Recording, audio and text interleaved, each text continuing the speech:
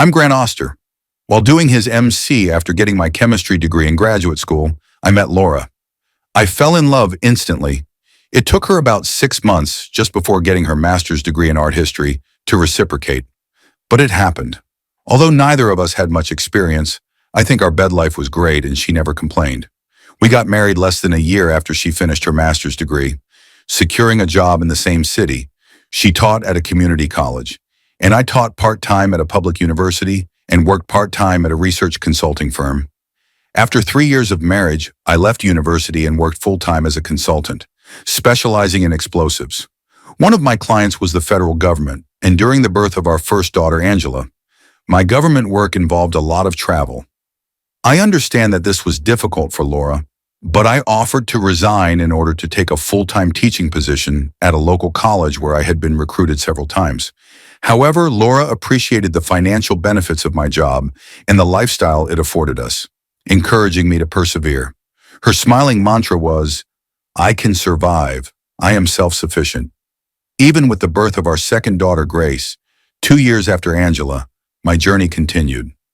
I suggested a career change again, but Laura insisted that I continue with counseling, given the added responsibilities of raising 2 children. When our daughters were 5 and 7, my schedule eased up and Laura went back to work. She took an administrative position at a local university, mainly a liberal arts college. For reasons I never fully understood, but which didn't bother me, as it brought her joy, Laura took a keen interest in photography. Now we have more than a dozen albums that describe our life with children. Update.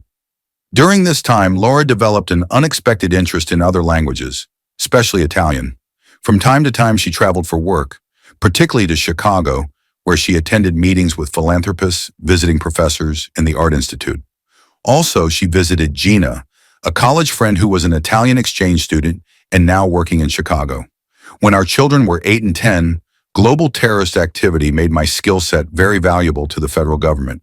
I was hired full-time for 2 years, which involved extensive travel. I discussed this at length with Laura before accepting the assignment, as it would require more travel for the period, possibly longer, with occasional absences lasting more than a month. Laura encouraged me to agree by saying that she and the girls would miss me, but would be fine. Unfortunately, my government assignment meant I was away for 2 Christmases in a row when Grace was 9 and 10 and Angela was 11 and 12, which was a real bummer. During this time, Laura took the girls to visit Gina in Chicago. I was in daily phone contact with them throughout the week-long visit, and they seemed pleased. Gina's relatives were also present, including children about the same age as our daughter. Just before Thanksgiving, after more than 2 years of providing counterterrorism expertise, I returned to full-time consulting with minimal travel. Laura continued to make occasional trips, usually about once a month for 2 or 3 days, mostly to Chicago. I willingly took on all the parenting duties for Grace and Angela when she was away, although sometimes they accompanied her. Girls are expected to bond with their mothers, and while I had a good relationship with Grace and Angela, they rarely trusted me or sought my opinion on personal matters, unlike their openness with Laura. It didn't bother me much, except for one thing. They never shared their experiences and were not as vocal about their trips with their mother to Chicago. Although they didn't shut down, they never volunteered information and often playfully changed the subject. Shortly before 18-year-old Grace started college out of state, and Angela was a student at another out-of-state college, Laura went through a dark period. Finding her tears repeatedly, I asked the reason. She chalked it up to being an empty nester and offered to go shopping with the girls in Chicago. The trip was hastily planned and apparently required several long phone conversations with Gina in Italian. Since I didn't understand Italian, I took Laura's account of the details without question, despite the fact that she had been unusually emotional in the days leading up to their departure. Laura returned from Chicago after an additional 3 days, showing a more positive prognosis, although not fully back to normal. However, what really surprised me was the limited amount of purchases they brought back from their shopping spree. After inquiring, I learned that some items will be shipped later, including those that will be shipped directly to women's college addresses. I have noticed a positive change in my bed life, which has never been problematic except for extended periods of absence when I have remained faithful to Laura. The improvement coincided with Grace starting school. I attributed this positive shift to the fact that Laura and I were growing closer as empty nesters enjoying intensified lovemaking. Then the main event in my story happened. Update: I took an unscheduled break from work around noon on Thursday without informing Laura, who was at her regular workplace. I was originally going to play 9 holes of golf, but the rain got in the way of my plans. However, I was preparing for our upcoming anniversary and wanted to surprise Laura with a party. To execute this plan, I consulted with the event organizer. Around 1500, a delivery man arrived with a wooden box marked Eloki. Using a wheelchair, he climbed the 4 front steps to our house. The box was addressed to Laura, and after signing, we placed it in the living room with the appropriate inscription, "This side up." The delivery of the box seemed unusual to me, and I could not understand its contents. After examining the return address, which said Romano Photography Studios, as well as an address in Midtown Chicago, I called Laura at work to let her know about the delivery. Quietly at first, she mentioned that it was work-related and had to be sent to her office, with the plan to have someone help bring it to the office the next day. Although this explanation seemed rational, 3 factors raised suspicions. First, the long silence on the phone, unusual for the talkative Laura. Secondly, her commanding tone, when she ordered not to open, combined with a strained voice. And third, her general tense demeanor. Intrigued, I took a photo of the box and entered the return address information into my laptop. After Laura returned from work, she hurriedly examined the box, seeming suspicious of tampering. When I asked about its contents, she became vague and reserved. Sensing something was wrong, I offered to help open it, not only to be helpful, but also to gauge her reaction. However, she insisted on checking it at work for possible damage and possible insurance claims. The next morning, before I left for work, 2 technical staff from her college carefully moved the box into the school van under Laura's supervision. When I shared my enthusiasm about the school fair, I really tried to gauge Laura's reaction. She avoided eye contact and hesitated, vaguely mentioning that she wasn't sure if that was the goal, but assured me that she would let me know if they decided to hold an exhibition. The fact that she stammered twice within 14 hours while discussing the same topic, which was unusual for the normally eloquent Laura, only fueled my curiosity. If that didn't pique my interest, I wasn't sure what would. The 5th aspect that confused me and made me suspicious was Laura's continued silence about the mysterious box. Over the next 2 weeks since the mysterious package arrived, I have collected most of the publicly available information about Romano Photography Studios. This organization served as the U.S. business front for world-renowned photographer Pierre Roman, a man I had vaguely heard of before. Surprisingly, Laura, despite the fact that she often discussed artists and photographers in connection with her hobby of photography and work at the university, never mentioned him. Piero Romano had a distinctive style, and most of his photographs featured both true photographic realism and various effects.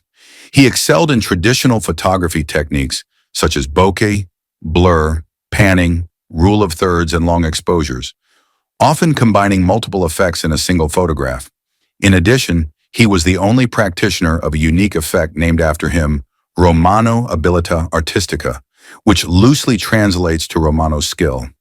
Although it's hard to describe in words, I would try to make some features look super realistic, while adjacent ones look fuzzy, with color or shade variation within the same object. However, this description misses its true essence.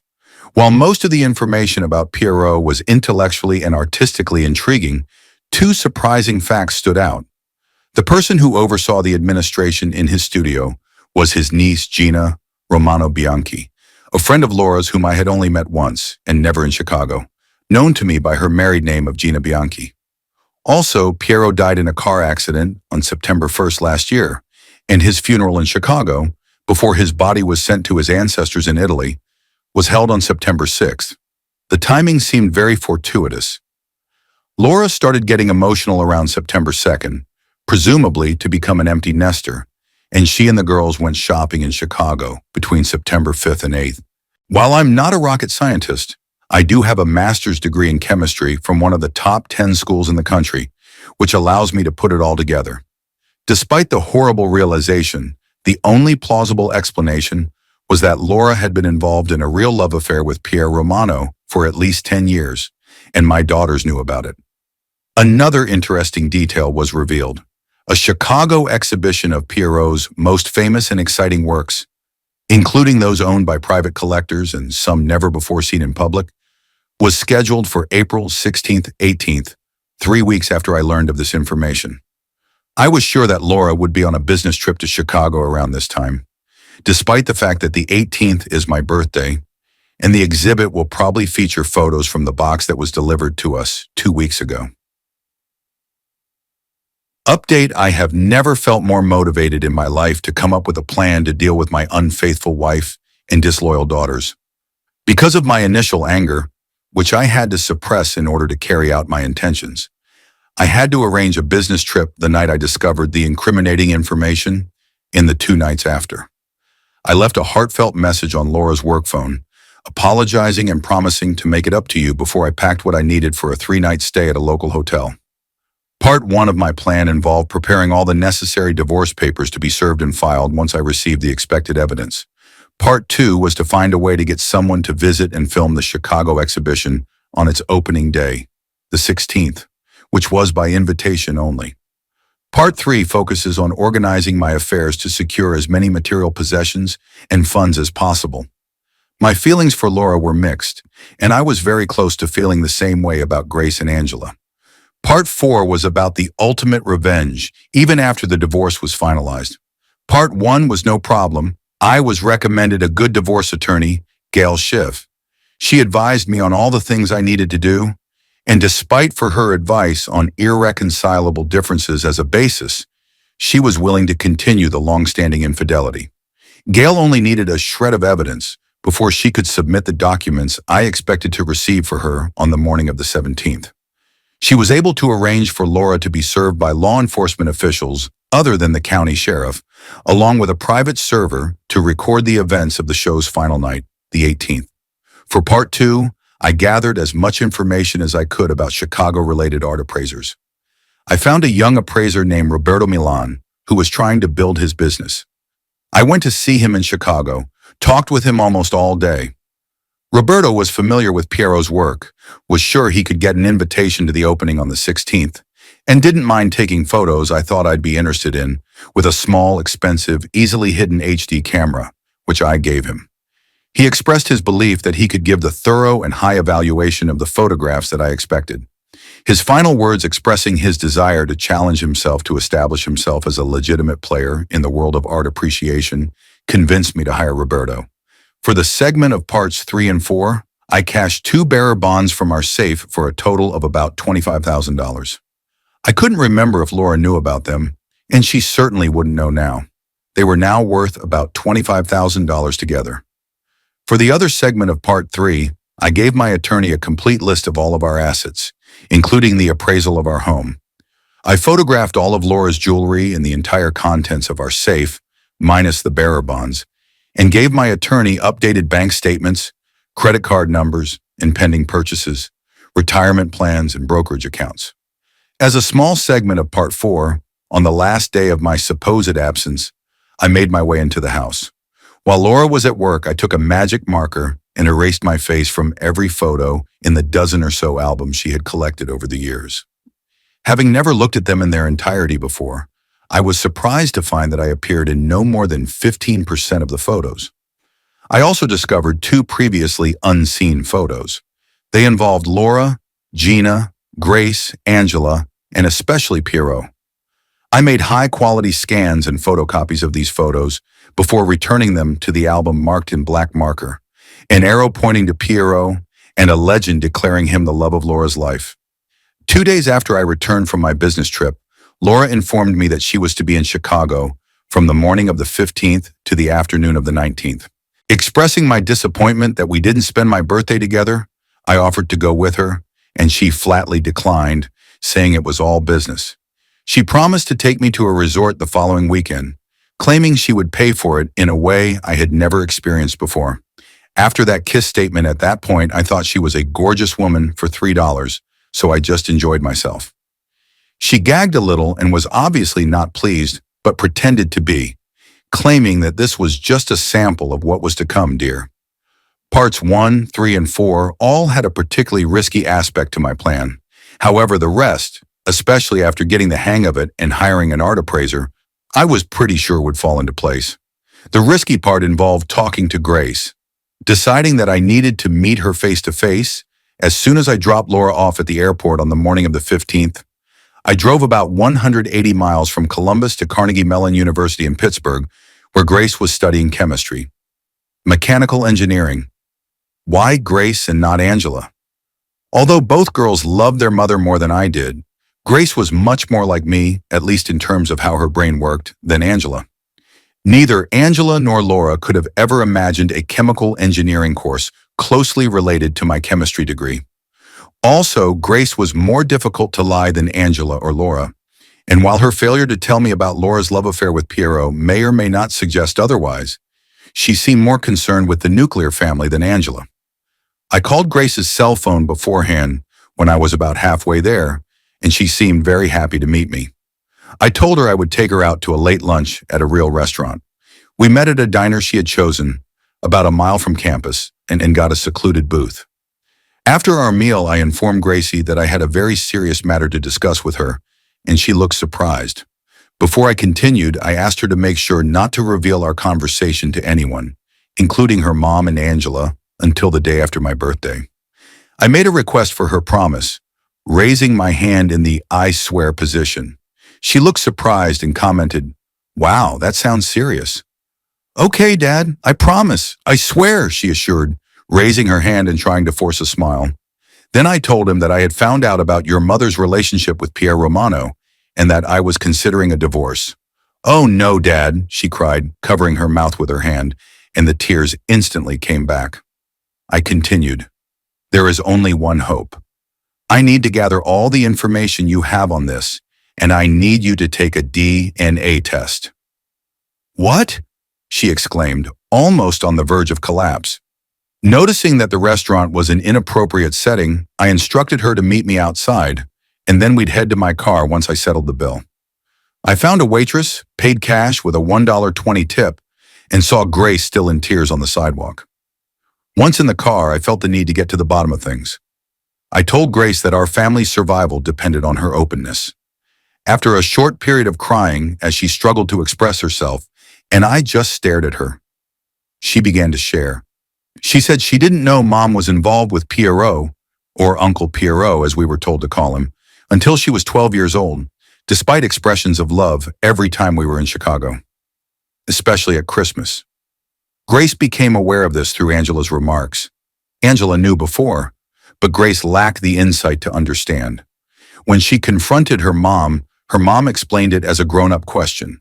She explained that she was in love with two men and insisted that I would understand when I grew up. Mom emphasized that I should never know about it because it could mean the end of our family, because I was considered too insensitive.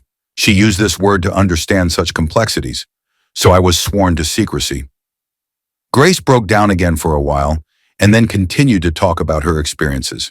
She shared that she hoped that Piero's funeral would mark the end of it all and that you would never know. However, after Mom made a scene near Piero's coffin, Grace ran into her again. She told my mother that if she threw herself into someone else's arms, she would tell me the whole story. Mom scolded Grace, asking how she could think of her as a tramp. Mother claimed that she loved Piero and me, claiming that there would be no one else. She just needed to honor Piero's memory. Grace believed her and prayed that the day I would find out would never come, certain that Mom wouldn't have another romantic or even intimate affair. Update. I elicited more details from her until I felt that further pressure would be counterproductive. She remained in agony as I expected when I revealed the second purpose of my visit. I expressed my hope of reconciling with Mother Grace based on the information she shared. However, I needed one more thing for clarity.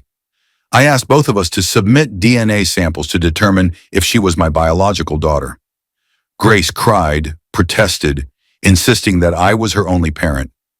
"I know I'm your father," I reassured her, "but I need to know if I'm also your biological father." Despite her protests, she eventually agreed.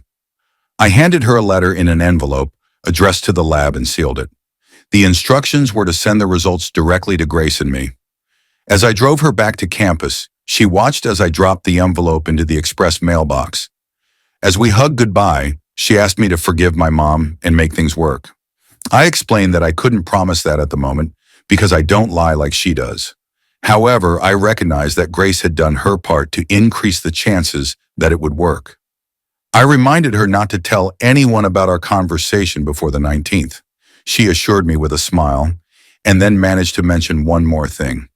She explained that Mom and Angela would be visiting a Chicago exhibit of Pierrot's work, some of which featured Mom's photos, on my birthday.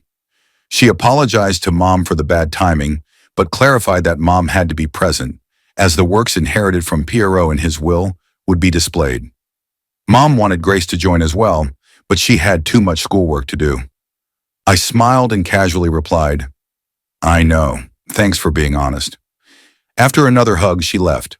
Unbeknownst to her, I shed tears, realizing that my relationship with Angela was now as dead as my relationship with Laura. I haven't decided yet if I can save it with Grace. Grace didn't know I had recorded our conversation in the car. There was one thing Grace didn't know that would hurt her and was part of the fourth part of my plan. The tampons I put in the envelope that purported to be mine belonged to an Italian-born janitor who worked in my office building, a man I had been friendly with for years. I promised to pay to trace his ancestry as a birthday present to him. He didn't even ask why I needed 3 strokes instead of 1. The one I sent to test his heritage showed that he was over 80% Italian, with some small contributions from Eastern and Western Europe, which made him happy. Why did I put an Italian's DNA into what needed to be tested and not my own? Because I wanted everyone to be heard. The reason I used Italian is that when doing a DNA test, they can find out the heritage of both members, even when comparing 2 sets.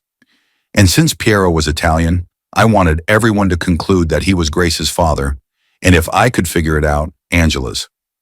I crossed my fingers, hoping Grace wouldn't tell. I spoke to her on the phone on the 16th and 18th, and she assured me that she had not. And since I hadn't heard from Laura, I was sure it was true. At around 11 p.m. on the 16th, Roberto Milan emailed me photos of the relevant parts of the Roman exhibition. They hurt me more than I thought. I was shaking like a leaf, sobbing, looking at them. There was a series of 10 photos, increasing in size from the first to the last, all with distinctive Romano features, including the last 2 brilliant Romano abilità artistica effects.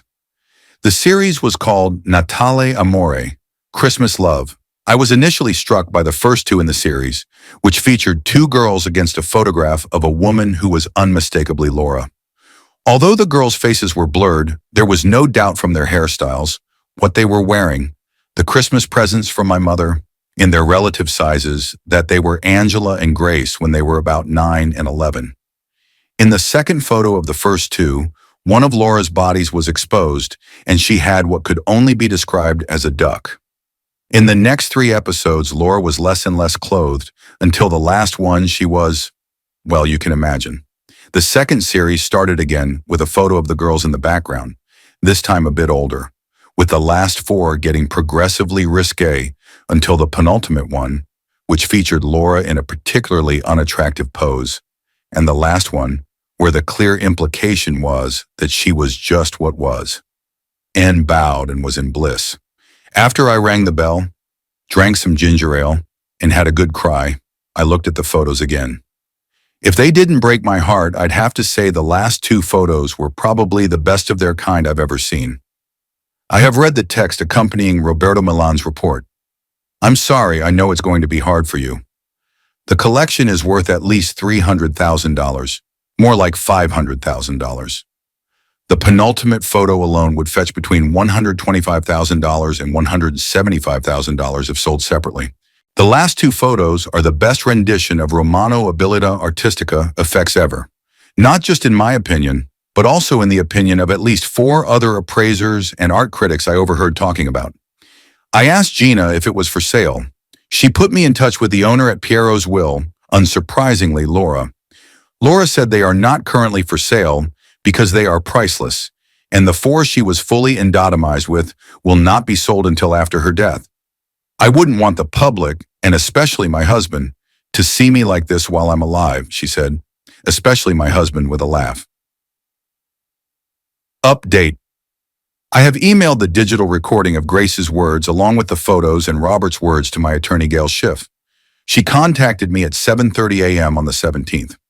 I conveyed that my petition for divorce was clearly valid, citing infidelity. I informed her that a law enforcement officer would be serving Laura the following night at the gala. I added that there was one thing I needed to add and mentioned that I would drop it so she could include it when sending to the process server with the divorce papers. I handed Gail the envelope addressed to Angela. It contained my letter, a cheek swab from an Italian cleaner, a container of a new tampon, and an express mail envelope addressed to the DNA lab with instructions. The letter told Angela that if there was any hope of a future relationship between us, she needed to swab the inside of her cheek, put it in an envelope addressed to the DNA lab with my swab, and send it via express mail. The lab had instructions to mail the results directly to her school and me. I emphasized that even if she didn't want a future relationship, she still had to comply.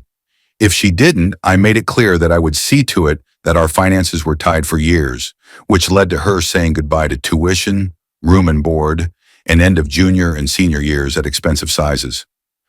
The private college she attended, I pointed out that even if her feelings for me were consistent with her past actions and inactions, it was in her best interest to do what I asked. I mentioned that Grace had already submitted. The letter was signed, "Your father, Grant Oster." I was glad I wasn't there when that reality hit the fans in Chicago on my birthday. A process server told Gail that Laura and Angela were smiling as they spoke to the public around 9 p.m. on the 18th. They were confused when the law enforcement officer handed them the envelopes as the processor posed for a photo with him. The envelopes were opened on the spot. The law enforcement officer left, and the process server stayed, taking more photos until he was kicked out. The photos, which he emailed to Gail and Gail to me, showed Laura sinking lower and lower, eventually landing in the fetal position, while Angela looked at first confused, then angry, then trying to care for her lying mother. Angela called me on the morning of the 19th. After I expressed my disgust at the way I filed the papers, I reacted sharply, using language I had never used with her before, saying that it was difficult and she should tell someone who cared. After that, she stated that she did not intend to do a DNA examination. In a sarcastic tone, I asked if she wanted to know who her real father was, not the one who had supported her all these years. She answered, confirming that I was her father. In response, I expressed uncertainty, stating that maybe I was, maybe I wasn't. However, I emphasized that one thing can be said for sure. I have already instructed my attorney to freeze all of her mother's accounts and mine. I assured her that there would be no money for her education or her life because she would be 20 in the future if she didn't send that envelope with a cheek swab. Now that I think about it, I mentioned to her that I would need a video of her wiping her cheek, putting it in an envelope, and mailing it all at the same time to believe her. It was because of the lies she told me over the years. I emphasized that I had not lied to her. She replied, pointing out that I had not told the whole truth because the sisters would pay for the tuition. I expressed my displeasure by stating that she seemed to be just as unpleasant as her mother and was not going to waste my time discussing it further because it disgusted me. I gave her an ultimatum: either do as I say and email me the video, or it will be the last conversation we ever have. After that, I hung up with force. It's nice to have a landline where when you slam the phone, you can tell what it's doing, unlike a mobile where hitting the red button doesn't do the trick. From the 18th to the 21st, my mother did not try to call me. She probably delayed her return to Columbus for 2 days, comforting herself with her close friend Gina. The hype at the show on the 18th found its way into 2 local Chicago newspapers, complete with a photo of Laura that appeared to have been provided by a process server. Amid the urge to throw up the contents of my stomach, I found some amusement. It was obvious that Laura had visited the house I no longer thought of as home on the 22nd.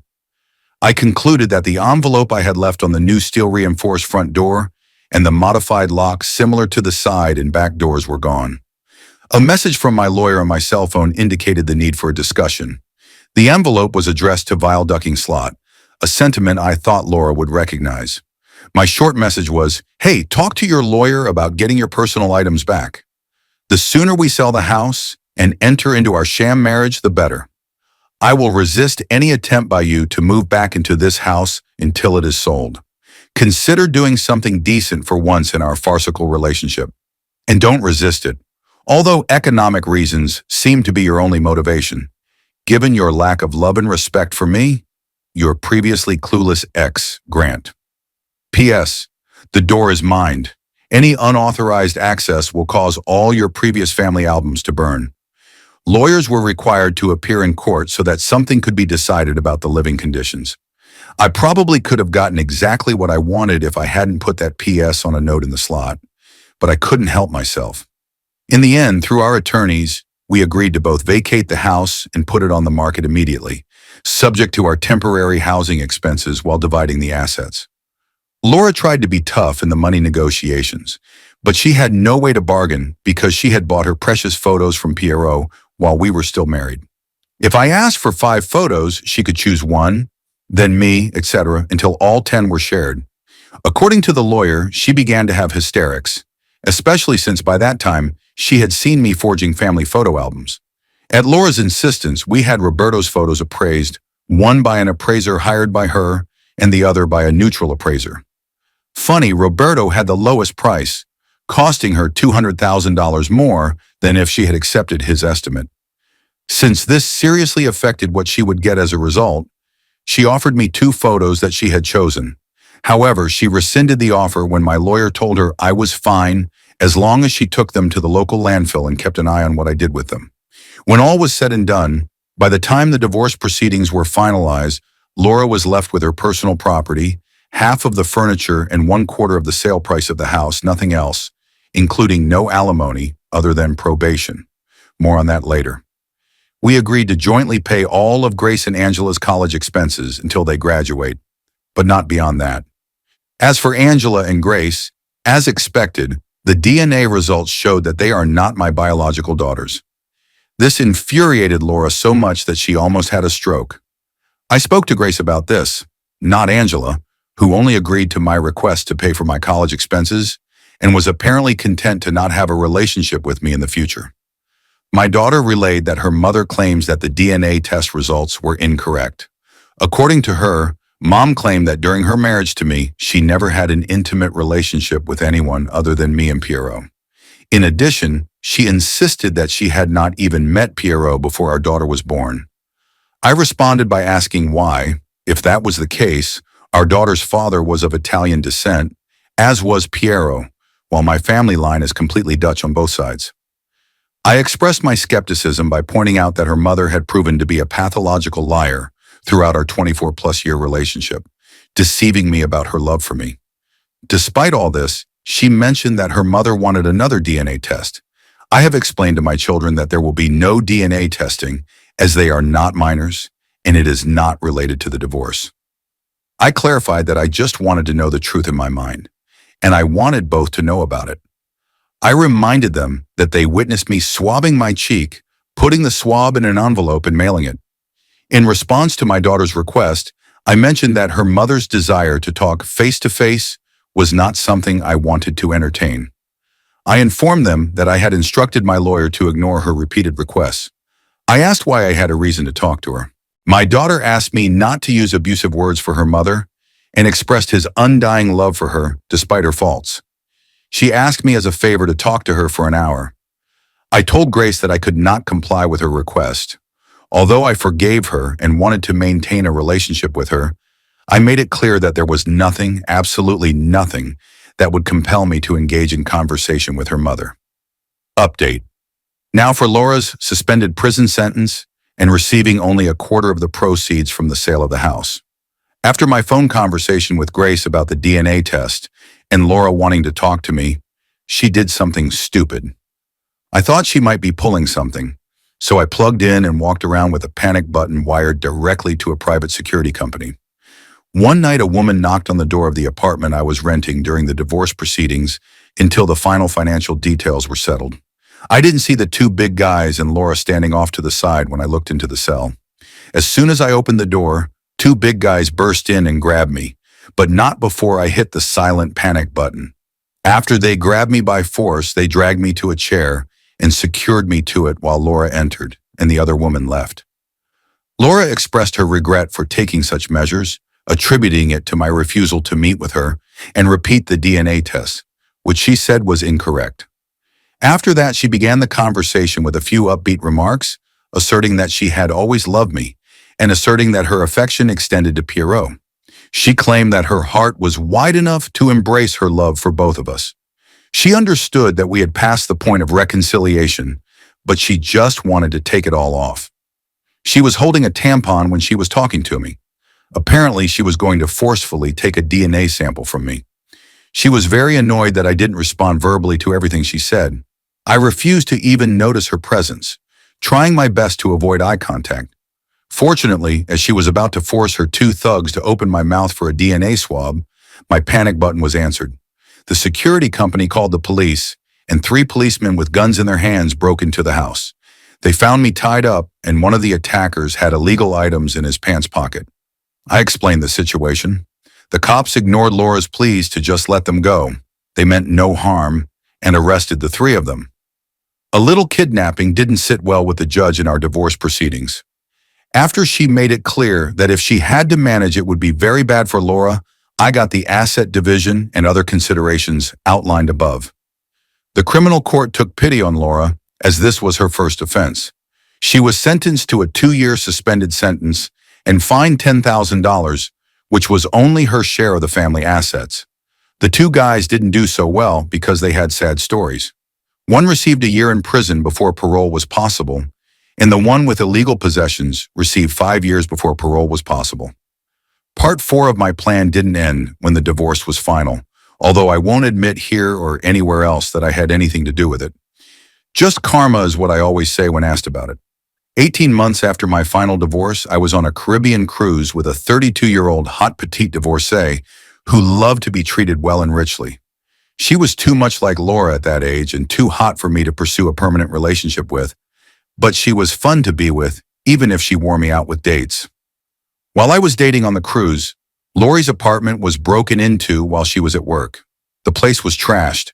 Some items were stolen during the break-in, including the second most provocative and valuable photograph of Laura at Roman's. However, more items were destroyed than stolen, including 7 of Roman's 8 remaining photographs and all of the family's photo albums. On my return, I became a suspect. Even though it was impossible for me to commit the crime myself, as I was on a boat 2,000 miles away, Laura insisted to the police that I pay someone to do it. As soon as the cops approached me and hinted that I was a suspect, I refused to talk to them and went to court. After scrutinizing my phone and financial records, which naturally excluded 2 cashed bearer bonds that were never part of the divorce estate, they found no evidence that I could have paid anyone for the deed. In addition, no connection was found with anyone capable of carrying out such actions. 6 months after their first contact with me, the cops seemed to have pretty much given up, although I'm sure Laura continued to beat them. As soon as the statute of limitations ran out, I threw a party, my finally it's over party, attended mostly by friends. My parents were no longer alive, but my brother, his wife, my 2 nephews, my new love. In attendance were Melody, Melody's 2 grown children, and Grace, her husband, and my granddaughter. I had no relationship with Angela. I was not invited to her wedding, and I would not have attended even if I had been invited. I learned from Grace that Angela's husband caught her cheating, and she is in the early stages of divorce proceedings. Laura gave Grace an ultimatum: either cut off all ties with me or her. To everyone's surprise, including mine, Grace chose me, probably because she was convinced that Laura was, as I imagined, a pathological liar. More importantly, Grace acknowledged the negativity of her mother, who dumped her relationship with her lover on her daughter and forced them to lie to cover up her cheating. Grace did not want her children to be exposed to this kind of treatment. In the last 5 years, only one thing has caused a difference of opinion between Grace and me. I revealed the truth about DNA testing. She was upset with me at first, but forgave me as I had forgiven her duplicity over the years. She was very happy that I was her biological father, and I had another DNA test done to give further confirmation.